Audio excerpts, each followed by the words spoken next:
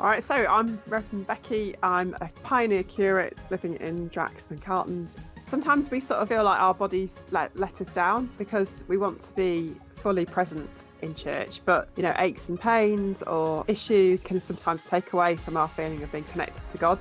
But I think over the years I've learned that it's more complicated than that. So God knows that we're frail vessels, but He still gives us the light to carry, doesn't He? He still asks us to represent Him in this world. So sometimes I think we just need to have more trust that however our difficulties or disabilities are manifesting themselves, that He can still use us to carry His light into the world. Sometimes the sort of physical issues that we're dealing with hold us back. And I mean, I've met some amazing people with physical disabilities who are on fire for God, and they've just had to learn ways to communicate which are different. So in lockdown, I did a Zoom retreat with a lady who had already set it up on Zoom because of her disabilities. And it was amazing because she was so comfortable with that medium and she'd got it down pat. And I think a lot of people with disabilities could teach us a lot about being church in new ways, really.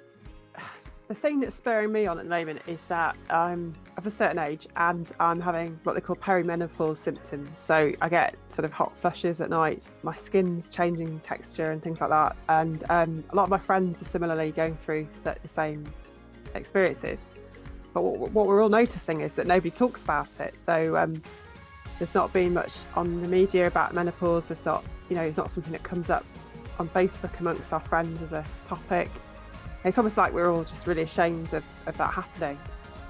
And then at the same time, because I'm a bit of an older mum, my daughter's sort of 10, so she's starting the whole process off. And the difference is massive, isn't it? So she's got books to read and we're talking about stuff and she's asking loads of questions, she's talking to her friends about it, and there's no sense of there being any shame or issue with it. It's just, I think in later life, we sort of feel like, we're becoming redundant or something, or, there's some loss or grief with it.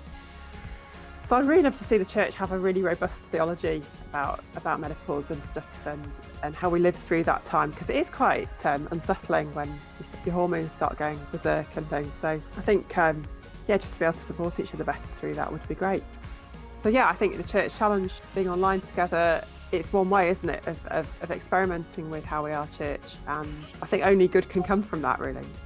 Our physical health will be new insights for people that haven't experienced that before, and you never know, even some healing over the Wi-Fi.